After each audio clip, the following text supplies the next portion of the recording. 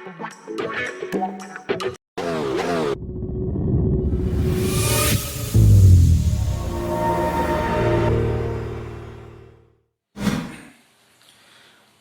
දේ පුතේ සියලු දෙනාම අදත් සාදරයෙන් පිළිගන්නවා ගණිතය YouTube නාලිකාවට. අද අපි කතා කරන්න යන්නේ තාපයේ පාඩමේ වායු ප්‍රසාරණය යටතේ තියෙන අවසාන වීඩියෝ එක. මීට කලින් අපි වීඩියෝ 5ක් විදිහට වායු ප්‍රසාරණයේ බහුවර්ණ කතා කරලා තියෙනවා. අද කතා කරන්නේ 6 වෙනි වීඩියෝ එක අවසාන වීඩියෝ එක. මේත් එක්කම 2020 දක්වා සියලු බහුවර්ණ වායු ප්‍රසාරණය යටතේ තියෙන බහුවර්ණ අපි සාකච්ඡා කරලා අවසන් වෙනවා. තාමත් channel එක subscribe කරේ නැති කවුරු හරි ඉන්නවා නම් subscribe කරන්න. ඒ වගේම වෙනදා වගේම පල්ලෙහා video description එකේ තියෙන PDF link එක download කරගෙන කරලා බලන්න කොච්චර දුරට ඔබගේ පිළිතුරු සාර්ථකයිද කියන එක වීඩියෝ එකත් එක්ක. හරි අපි එහෙනම් යමු වැඩේට. 51 වෙනි බහුවර්ණය වාතයෙන් පිරුණු රබර් බැලුනයක් සලකන්න. බැලුනේ ඇතුළත සහ පිටත පීඩනයන් P1 සහ P2 වන අතර දෙපස එකම උෂ්ණත්වයක පවතී. පහත් සඳහන් ප්‍රකාශ වලින් කුමක් සත්‍යද? දෙපසම උෂ්ණත්ව සමාන නිසා P1 P2ට සමානයි නෑ. බැලුනේක මේ ආකාරයේ හැඩේ තියෙන්නේ ඇතුලේ පීඩනය පිටත පීඩනයට වඩා වැඩි නිසා. මේ පැත්තෙන් තල්ලු කරන නිසා තමයි මේ හැඩේ තියෙන්නේ. ඒ නිසා පළවෙනි ප්‍රකාශයේ වැරදි, පීඩන දෙක සමාන නැහැ.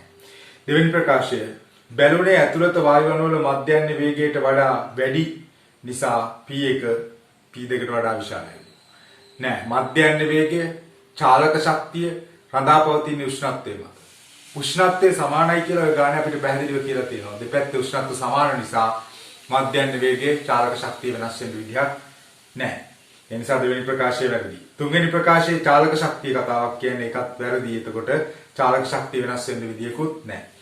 හතරවෙනි ප්‍රකාශය ඇතුළත වායු අණු බැලුනේ බිත්ති මත ඝට්ටණය වන ශීඝ්‍රතාවයේ වඩා වැඩි නිසා P1 විශාලයි P2. කොහොම ඕක තමයි උතන නිවැරදි පිළිතුර විදියට ගන්න පුළුවන්. ඒ නිසා අපිට 51 වෙනි බහුවර්ණයට 4 වෙනි පිළිතුර නිවැරදි පිළිතුර විදියට ගන්න පුළුවන්.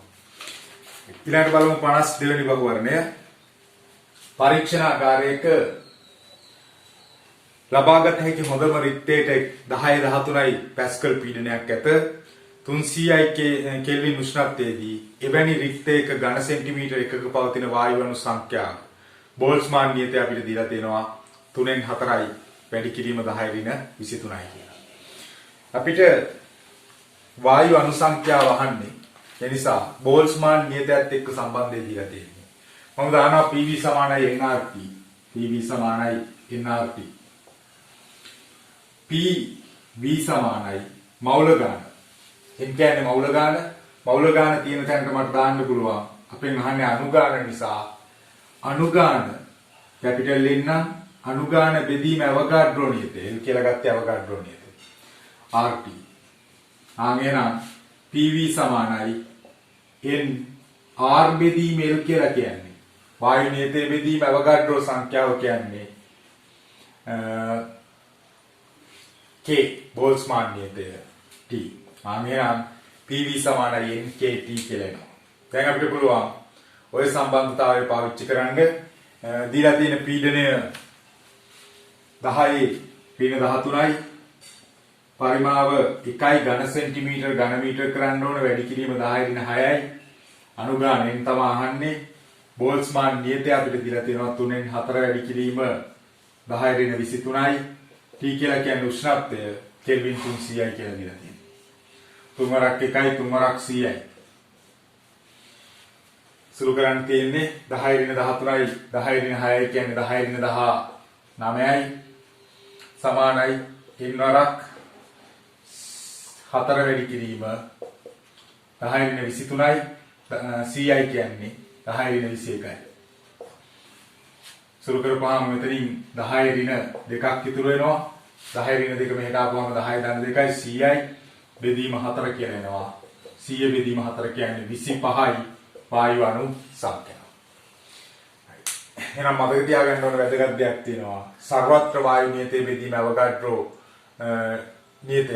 සංඛ්‍යාව කියන අනුපාතය බෝල්ට්ස්මාන් නියතයට සමානයි කියලා මතක තියාගන්න. 53 වෙනි බහුවර්ණය. පරිපූර්ණ වායුවක වර්ග මධ්‍යයන්ගේ මූල වේගය දෙගුණ කිරීම සඳහා නිරපේක්ෂ උෂ්ණත්වය වැඩි කළ යුතු සාධකය වන්නේ. වර්ග මධ්‍යයන්ගේ වේගය මූල වේගය නෙවෙයි වර්ග මධ්‍යයන්ගේ වේගය සමානුපාතික වෙන්නේ නිරපේක්ෂ උෂ්ණත්වයට. ඕක අපි දැනගෙන ඉන්න ඕන. එතකොට වර්ග මධ්‍යයන්ගේ වේගය නිරපේක්ෂ උෂ්ණත්වයට සමානුපාතිකයි නම් වර්ග මධ්‍යයන්ගේ මූල වේගය සමානුපාතික වෙන්නේ නිරපේක්ෂ උෂ්ණත්වයේ වර්ගමූලයට. එහෙනම් මේ සම්පූර්ණාගේ දෙගුණයක් කරන්න නම් උෂ්ණත්වය 4 ගුණයක් කරන්න ඕනේ. හේතු 4 මූලය තමයි 2 වෙන්නේ. එහෙනම් දෙගුණ වෙන්න නම් උෂ්ණත්වය 4 ගුණයක් කරන්න ඕන. පිළිතුරු අංක 3 නිවැරදි. 53 වෙනි බහුවර්ණයට. 52 වෙනි බහුවර්ණයට පිළිතුරු අංක 4, 53 වෙනි බහුවර්ණයට පිළිතුරු අංක 3. දැන් අපි බලමු 54. විලක සිටින මාළුවෙක් පරිමාව 2.5 වැඩි කිරීම 10.7ක් වන වායු බුබුලක් මුදාහරි. ඉනික්බිතිව මෙම වායු බුබුල 10.6 ඝන මීටර වන වායු පරිමාවක් වායු ගෝලයට මුදාහරි. වායු ගෝලීය පීඩනය 10.5 පැස්කල් සහ ජලයේ ඝනත්වය 10.3යි නම් මාළුවා සිටින ස්ථානයේ ගැඹුර පෘෂ්ඨිකාතති ආචරණය නොසලකා හරින්න කියලා කියනවා. දැන් පතුලේ ඉඳලා 54 වෙනි බහුවර්ණය පතුලේ ඉඳලා උඩට එනකොට පීඩනය වැඩි පීඩනයක ඉඳලා අඩු පීඩනයක් දක්වා අඩු වෙනවා. පීඩනය අඩු වෙනකොට පරිමාව වැඩි වෙනවා. බලමු පරිමාව කී ගුණයක් වැඩි වෙලාද කියලා. මුල් පරිමාව 25 2.5 වැඩි කිරීම 10.7යි. අවසාන පරිමාව 10.6යි. පරිමා දෙකේ අනුපාතය ගත්තොත් 2.5 වැඩි කිරීම 10.7ත් එක්ක. එතනින් 10.1යි උඩට යනකොට 10 බෙදීම 2.5යි කියන්නේ 4යි. එහෙනම් ඔය වායු බුබුලේ පරිමාව 4 ගුණයක් වෙලා තියෙනවා. වායු බුබුලේ පරිමාව 4 ගුණයක් වෙන්න නම් පතුලේ ඉඳලා ඉහළට එනකොට පීඩනය 4න් එකක් වෙන්න ඕන. පතුලේ ඉඳලා වායු ගෝලීය සීමාවට එනකොට පීඩනය 4න් එකක් වෙන්න ඕන. අනිත් පැත්තට කිව්වොත් වායු ගෝල සීමාවේ ජල පෘෂ්ඨයේ ඉඳලා ඇතුළට යනකොට පීඩනය 4 ගුණයක් වෙලා තියෙනවා. පීඩනය 4 ගුණයක් වෙලා තියෙන නම් උඩ පීඩනයේ වායු ගෝල 1යි. ඒ කියන්නේ පැස්කල් 10.5යි. පතුලට යනකොට 10.5 වගේ 4 ගුණයක් වෙන්න නම් ජලයේ නිසා 10.5 වගේ 3 ගුණයක පීඩනයක බලපෑමක් ඇති වෙන්න ඕනේ. මොකද පතුලේ පීඩනය ගද්දි දැන් අපි ගත්තොත් ජල පෘෂ්ඨයේ සහ පතුල මෙතන පීඩනය 10.5යි. මෙතන පීඩනය 4 ගුණයක් වෙන්න ඕන 10.5 වගේ. ඒ කියන්නේ මේ පතුලේ පීඩනය ගද්දි මේ වායුගෝලීය පීඩනයට එකතු වෙලා තියෙනවා මේ ජල පීඩනය. ජල පීඩනය නම් 3 වැඩි කිරීම 10.5ක් වෙන්න ඕන. මොකද වායුගෝලීය පීඩනය 10.5ක් නිසා. 1 වැඩි කිරීම 10.5ක් නිසා. එහෙනම් පතුලේ පීඩනය ජලය නිසා ඇතිවන පීඩනය 3 වැඩි කිරීම 10.5යි. ජලය නිසා ඇතිවන පීඩනය මම සමාන කරනවා H/G ට. 3 වැඩි කිරීම 10.5 සමානයි H තමයි අපෙන් අහන්නේ ජලයේ ඝනත්වය 1000යි G 10යි. 10යි 4ක් කැපිලා ගියාම 3 10 30 මීටර කියලා එනවා H. එහෙනම් ඔය මාළුවා සිටින ස්ථානයේ ජල පෘෂ්ඨයේ ඉඳලා මීටර 30ක් ගැඹුරින් තියෙන්නේ. ඊළඟට එමු 55 වෙනි ගැටලුවට. රථ වාහන එන්ජිමක ඇති සිලින්ඩරය තුළ පවතින වායුව වාතය සහ පෙට්‍රල් මිශ්‍රණය එහි මුල් පරිමාවෙන් 9න් එකකට සම්පීඩනය වේ. ආරම්භක පීඩනයේ වායු ගෝල එකක් වන අතර ආරම්භක උෂ්ණත්වය සෙල්සියස් 27ක් වේ. සම්පීඩනයෙන් පසු වායු ගෝල 21ක් නම් සම්පීඩනයේ වූ වායුවේ උෂ්ණත්වය වනුයේ. අපිට දාන්න තියෙන්නේ වායු වල අවස්ථා සමීකරණය. අවස්ථා සමීකරණය දැම්මොත් P1 V1 බෙදීම T1 සමානයි P2 V2 බෙදීම T2. ආරම්භක පීඩනයේ වායු ගෝල 1යි පරිමාව V කියලා ගත්තොත් ආරම්භක උෂ්ණත්වය සෙල්සියස් 27 තියෙන්නේ. සෙල්සියස් 27යි කියන්නේ 273ක් එකතු වුණාම කෙල්වින් නගය හැදෙනවා කෙල්වින් 300යි. P2 කියන්නේ පස්සේ පීඩනය වායු ගෝල 21යි. ඒ කියන්නේ ආරම්භක පීඩනය වගේ 21 ගුණයක් පරිමාව 9න් එකක් වෙනවා කියලා කියනවා. ඒ කියන්නේ V බෙදීම 9යි. දැන් උෂ්ණත්වය තමයි අපෙන් අහන්නේ. සුළු කරන්න තියෙන්නේ. V කැපිලා යනවා 3ක් 3යි 3ක් 7යි. T උක්ත කරොත් T සමානයි 7 වැඩි කිරීම 300 බෙදීම 3. 3ක් 100යි. කෙල්වින් 700යි. කෙල්වින් 700යි කියලා කියන්නේ සෙල්සියස් වලින් උතන උත්තරය අපිට දීලා තියෙන්නේ 700න් 273ක් අඩු කරන්න වෙනවා සෙල්සියස් අගය හොයාගන්න. එතකොට සෙල්සියස් අගය අපිට පිළිතුරු විදිහට එනවා 427යි සෙල්සියස් අංශක. පිළිතුරු අංක 3 නිවැරදි 55 වෙනි බහුවර්ණයට. එහෙනම් 54 වෙනි බහුවර්ණයේ පිළිතුර 1, 55 වෙනි බහුවර්ණයේ පිළිතුර 3. ඊළඟට 56 සූර්ය කොරෝනාවේ උෂ්ණත්වය 10.6 කෙල්වින් නම් කොරෝනාවේ පවතින හයිඩ්‍රජන් අයනවල වර්ග මධ්‍යයන්ය මූල වේගය වනු විය. අපිට දීලා තියෙනවා හයිඩ්‍රජන් මෞලික ස්කන්ධය, ඒ වගේම සර්වත්‍ර වායු නියතය කොච්චරද කියලා. අපි ගත්තොත් PV ට සම්බන්ධතා දෙකක් අපි දන්නවා. PV කියන්නේ පීඩනයේ වරක් පරිමාව. NRT ගන්නත් පුළුවන්. එහෙම නැත්නම් 3n 1යි MnC වර්ග බා කියලා ගන්නත් පුළුවන්. 3n 1යි MnC වර්ග බා. ඔතන මම එක මවුලයක් සලකනවා. එතකොට R ගේ 1යි. sorry n ගේ 1යි. R කියන්නේ සර්වත්‍ර වායු නියතය 25 වැඩි කිරි 25 බෙදීම 3. උෂ්ණත්වය 10.6යි. 3n 1යි. එක මවුලයක් මෙතනට ගත්ත නිසා මේ තියෙන අණුවක ස්කන්ධය මේ තියෙන මවුලයක තියෙන නම් අණු ගන්න. එහෙනම් අණුවක ස්කන්ධය අණු ගාණයෙන් වැඩි කරපුවාම මුළු ස්කන්ධය එනවා. මම ගත්තේ මවුලයක් නිසා මවුලයක ස්කන්ධය උතන්ට අපිට ආදේශ කරන්න පුළුවන් 10 3යි කියලා දීලා තියෙනවා. 10 ඍණ 3යි. C වර්ග බව උතනින් හොයාගන්න පුළුවන්. එතකොට 3ට 3 කැපිලා යනවා. 25 වැඩි කිරීම 10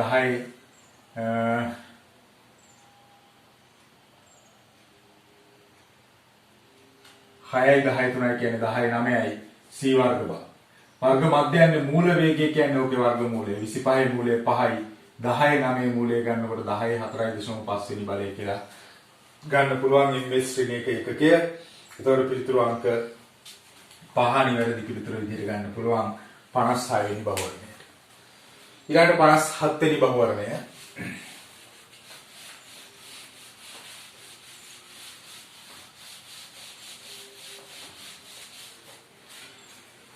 සෙල්සියස් 27 පවතින පරිපූර්ණ වායුවක් අඩංගු භාජනයක් තුළ අඩංගු වී ඇත.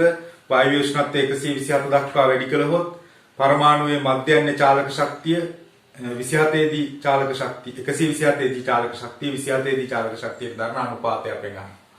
අපි දන්නවා චාලක ශක්තිය රඳා පවතින්නේ බෝල්ස්මාන් සමීකරණයත් එක්ක උෂ්ණත්වයත් එක්ක. කෙල්වින් උෂ්ණත්වය නිරපේක්ෂ උෂ්ණත්වය සමා සමානුපාතිකයි. ආගෙනම් චාලක ශක්තිය සමානුපාතික වෙන්නේ නිරපේක්ෂ උෂ්ණත්වයට. සෙල්සියස් 127 කියලා කියන්නේ නිරපේක්ෂ උෂ්ණත්වය 400යි 273ක් එකතු වුණා. සෙල්සියස් 27 කියලා කියන්නේ කෙල්වින් 300යි 273ක් එකතු වුණාම 4 බෙදීම 3 කියන අනුපාතය තමයි එන්නේ. අදාළ චාලක ශක්තිය අතර අනුපාතය පිළිතුරු අංක 3 නිවැරදි පිළිතුර විදිහට අපිට ගන්න පුළුවන්. 58 වෙනි බහුවර්ණය. සෙල්සියස් 10 දී පරිපූර්ණ වායුවක පරිමාවකට එක්තරා මධ්‍යයන්‍ය චාලක ශක්තියක් ඇත. ඒ වායේ මධ්‍යයන්‍ය චාලක ශක්තිය දෙගුණයක් වන්නේ. එහෙනම් මධ්‍යයන්‍ය චාලක ශක්තිය දෙගුණ කරන්න නම් උෂ්ණත්වය කෙල්වින් උෂ්ණත්වය දෙගුණ කරන්න ඕනේ. සෙල්සියස් 10යි කියලා කියන්නේ කෙල්වින් 273ක් එකතු වුණාම 283යි. 283 දෙගුණ කරන්න ඕනේ. කෙල්වින් උෂ්ණත්වය තමයි දෙගුණ කරන්නේ. දෙවරක් 3 6යි දෙවරක් 8 16න් 6 එකක් ඉතුරුයි දෙවරක් 2 4යි 1යි 5. කෙල්වින් 566ක් වෙන්න ඕනේ. කෙල්වින් වලින් නෙවෙයි පිළිතුර තියෙන්නේ. සෙල්සියස් වලින් ඒ නිසා 273ක් අඩු කරමු. 6න් 3ක් 3යි. 16න් 7ක් 9යි. 4න් 2ක් 2යි. සෙල්සියස් 293 කියන පිළිතුර අපිට ගන්න පුළුවන්. නිවැරදි පිළිතුර විදිහට පිළිතුර අංක 3 නිවැරදි. 59 වෙනි බහුවර්ණය. වායු ප්‍රසාරණය යටතේ මෙතෙක් විභාගයේදී අහලා තියෙන ප්‍රශ්න වලින් අවසානම ගැටලුව 59 වෙනි බහුවර්ණය අපිට දීලා තියෙන්නේ 2016 ගැටලුව. සිසුවෙක් කාමර උෂ්ණත්වයේ 27 පවතින නියත M0 ස්කන්ධයක් සහිත පරිපූර්ණ වායුවක් භාවිත කර බොයිල් නියමයේ සත්‍යාපනය කිරීම සඳහා පරීක්ෂණයක් සිදු කර රූපයේ දක්වා ඇති ආකාරයට ප්‍රස්ථාරයක් ලබා ගත්තේ. මේ P අණු වායුවේ පීඩනයේද V අණු වායුවේ පරිමාවද වේ. ඔහු ඉන්පසු V පරිමාවක් කිසියම් වායු ප්‍රමාණයක් පරිමාවෙන් කිසියම් වායු ප්‍රමාණයක් ඉවත් කර කාමර උෂ්ණත්වයට වඩා 100කින් වැඩි උෂ්ණත්වයේදී ඒ කියන්නේ සෙල්සියස් 27 නෙවෙයි 127 දී. පරීක්ෂණය නැවත කරනවලු. දැනුත් අනුක්‍රමණය සමානයිලු. ඔහු විසින් ඉවත් කරන ලද වායු පරිමාවේ ස්කන්ධය. වායු පරිමාවේ ස්කන්ධය. මම ගත්තොත් PV සමානයි nRT මූලිකම සමීකරණය අපි ඉගෙන ගන්න. PV සමානයි m බෙදීම mRT. ඔතනින් P උක්ත කරොත් mRT බෙදීම m පරක් එක්ක ඇටවි. බලන්න ප්‍රස්ථාරයේ y අක්ෂය ඇඳලා තියෙන පීඩනය x අක්ෂය ඇඳලා තියෙන්නේ එකයට පරිමාව. එහෙනම් මේ තමයි අනුක්‍රමණය.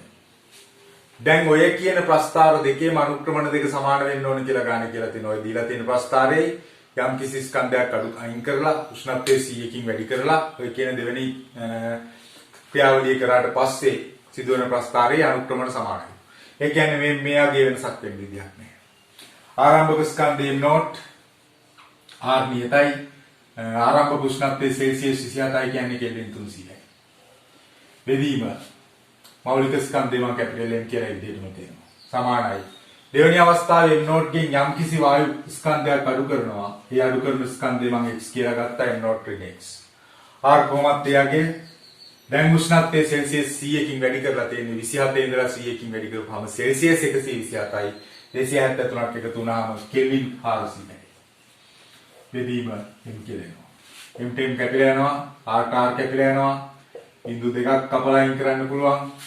3i m නෝට් සමානයි 4i m නෝට් ඍණ 4ix. ඔතනින් x හොයා ගන්න පුළුවන් 4i m නෝට් ගෙන් 3i m නෝට් අඩු කරපුවාම m නෝට් x සමානයි 4න් 1යි m නෝට් කියලා එනවා. 4න් 1යි m නෝට් කියලා කියන්නේ පිළිතුරු අංක 3 50 වෙනි බහුවර්ණයට නිවැරදි පිළිතුරු විදිහට ගන්න පුළුවන්. right. එහෙනම් අද MCQ ටික කතා කරලා ඉවරයි. මේ වගේම අලුත් වීඩියෝ එකකින් පුළුවන් තරම් ඉක්මනින් හම්බ වෙන්නම්. එතකන් සමු ගන්නවා. සියලු දෙනාටම සුබ දවසක්.